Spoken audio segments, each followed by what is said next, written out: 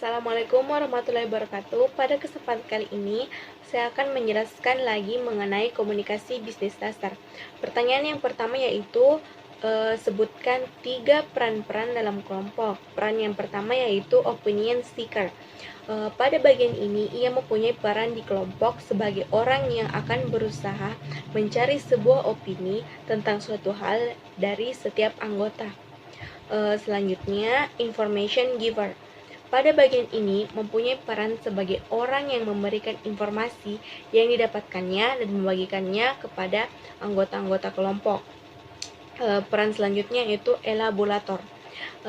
Pada bagian ini mempunyai peran untuk menjelaskan secara rinci beberapa hal tentang sesuatu kepada anggota kelompok, walaupun kadang sudah jelas. Pertanyaan yang kedua itu, peran produktif dalam kelompok. Peran produktif yang pertama itu pendorong. Pendorong ini memberikan dukungan dan reinforcement kepada kelompok.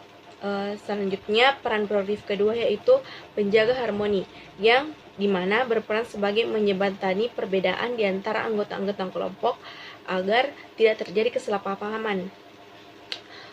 Peran produktif yang ketiga yaitu tukang kompromi, berperan sebagai mengkompromikan konflik di dalam anggota atau di dalam kelompok yang terjadi. Peran produktif keempat yaitu penjaga gerbang. Yang dimaksud penjaga gerbang yaitu mempertahankan saluran komunikasi, mendorong partisipasi anggota. Peran produktif kelima yaitu penyusun standar, yang dimana membawa kelompok berfungsi sesuai standar yang berlaku. Selanjutnya, pengamat kelompok dan komentator, yaitu berperan sebagai membuat catatan dan evaluasi. Lalu yang selanjutnya yang terakhir yaitu kelompok pengikut atau follower, yaitu ia adalah pasif penerima. Pertanyaan yang ketiga yaitu sebutkan peran negatif dalam kelompok. Ada 4, yaitu yang pertama agresor, yaitu menyerang anggota aktif. Terus peran negatif yang kedua yaitu penghambat, yang dimana ia memberikan umpan balik yang negatif sehingga menghambat jalannya kelompok. Terus peran negatif yang ketiga yaitu pencari pengakuan.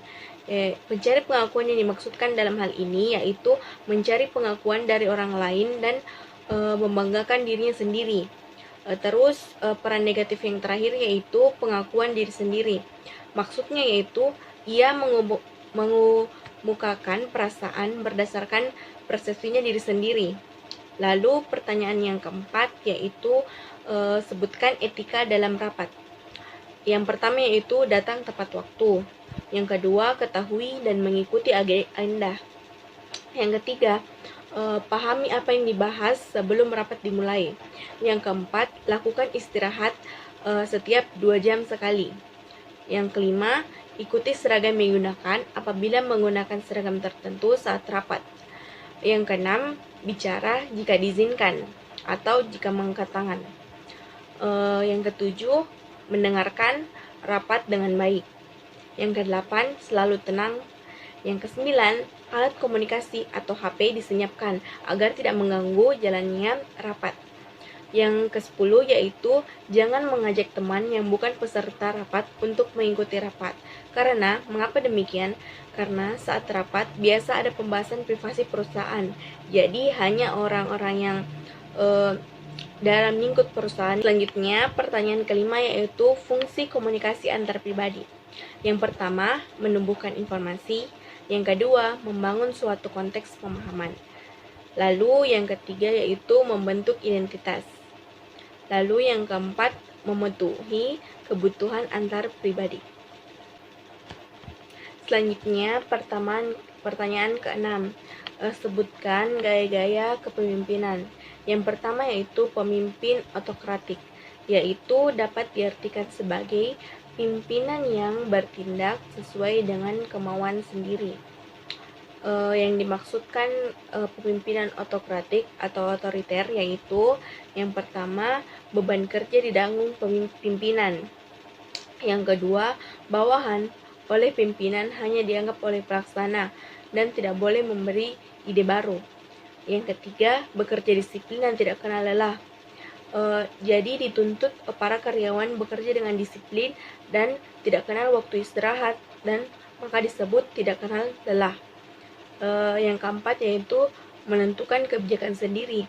Ia menentukan kebijakan sendiri dan tidak mengikuti peraturan yang ada dan tidak melakukan musyawarah terlebih dahulu. Yang kelima, memiliki kepercayaan rendah pada karyawan. Pada poin kelima ini, ia tidak mempunyai percaya terhadap karyawannya, sehingga dia hanya ingin mengatur diri sendiri. Yang keenam, yang terakhir yaitu komunikasi dilakukan secara tertutup atau satu arah. Dia hanya melakukan komunikasi secara satu arah saja dan tertutup. Kemudian yang kedua yaitu pimpinan demokratif. Yang dimaksudkan pimpinan demokratif yaitu mengutamakan keterbukaan dan keinginan memposisikan pekerjaan dari, oleh, dan untuk bersama. Selanjutnya, kepemimpinan permisif. Yang dimaksudkan kepemimpinan permisif yaitu merupakan tipe atau gaya seorang pimpinan yang mengiyakan, tidak mengambil pusing. Adapun ciri-ciri kepemimpinan permisif, yang pertama yaitu tidak ada pegangan yang kuat dan kepercayaan rendah pada diri. Pada yang dimaksudkan pada poin pertama ini, seorang pemimpin ini tidak mempunyai pegangan dalam diri sendiri dan mempunyai kepercayaan rendah pada dirinya. Selanjutnya, yang kedua itu mengiyakan semua saran. Yang dimaksudkan pada poin kedua ini, pemimpin ini hanya mengiyakan semua saran tanpa menyeleksi terlebih dahulu mana yang baik dan mana yang buruk. Ia hanya mengiyakan saja tanpa menimbang apa yang terjadi berikutnya. Yang ketiga yaitu lambat mengambil keputusan. Ia cenderung lambat dalam mengambil keputusan, sehingga jika lambat mengambil keputusan akan banyak terjadi kepada perusahaan ke depannya, dan cenderung perusahaan akan menjadi lambat. Yang keempat yaitu ambil muka kepada bawahan. Pemimpin ini cenderung selalu mengambil muka kepada karyawannya atau bawahannya. Nah, poin yang terakhir yaitu yang kelima, ramah dan tidak menyakiti bawahan. Pemimpin ini cenderung ramah kepada karyawannya dan menghargai karyawannya, serta tidak menyakiti karyawannya dengan kata-katanya. Selanjutnya, pertanyaan yang ketujuh yaitu sebutkan fungsi komunikasi antar budaya. Fungsi yang pertama yaitu pertukaran pengetahuan. Yang dimaksudkan pertukaran pengetahuan yaitu jika kita melakukan komunikasi antar budaya, otomatis kita akan mendapatkan pengetahuan dari seseorang yang kita ajak bicara yang dari budaya lain. Maka dari itu kita dapat bertukar pengetahuan kepada mereka sehingga kita mendapat banyak wawasan. Fungsi yang kedua itu memahami perbedaan budaya. Fungsi kedua ini yang dimaksudkan yaitu ketika kita melakukan komunikasi antar budaya, otomatis kita akan melakukan sebuah komunikasi dengan orang yang berbeda budaya dengan kita. Maka secara tidak langsung kita dapat menghargai perbedaan dan memahami apa-apa saja perbedaan dari budaya kita dan budaya orang lain. Fungsi yang ketiga yaitu memahami kearifan budaya lain, yaitu kita dapat mengetahui lebih banyak kearifan budaya-budaya yang lain. Poin yang selanjutnya yaitu fungsinya itu membantu beradaptasi pada orang di luar budaya kita. Komunikasi antar budaya ini sangat membantu kita beradaptasi dengan baik pada orang di luar budaya kita atau budaya yang asing dari budaya kita. Fungsi yang terakhir yaitu membangun jejaring.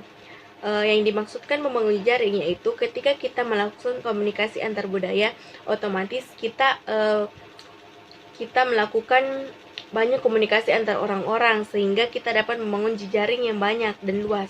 Selanjutnya, pertanyaan yang terakhir yaitu pertanyaan ke-8, sebutkan tujuan presentasi bisnis. Tujuan yang pertama yaitu memberikan informasi, misalnya perubahan SOP, peraturan perusahaan. Yang dimaksudkan pada tujuan yang pertama ini, saat melakukan presentasi bisnis, otomatis kita akan membahas segala sesuatu yang menyangkut perusahaan. Maka dari itu disebutkan bahwa memberikan informasi. Selanjutnya, tujuan yang kedua yaitu mempengaruhi. Yang dimaksudkan yaitu memberikan fakta, penyampaian argumentasi. Pada tujuan yang kedua ini, maksudnya mempengaruhi yaitu pada saat kita presentasi bisnis, kita akan memberikan suatu fakta-fakta yang terjadi pada perusahaan dan juga menyampaikan beberapa argumen-argumen yang telah dikumpulkan dan dibahas. Tujuan yang terakhir yaitu memberikan instruksi. Yang dimaksudkan memberikan instruksi yaitu pada saat kita presentasi bisnis, kita memberikan instruksi kepada misalnya kepada audiens agar memperhatikan presentasi bisnis kita dan dapat memahaminya dengan baik. Sekian dari saya. Wassalamualaikum warahmatullahi wabarakatuh.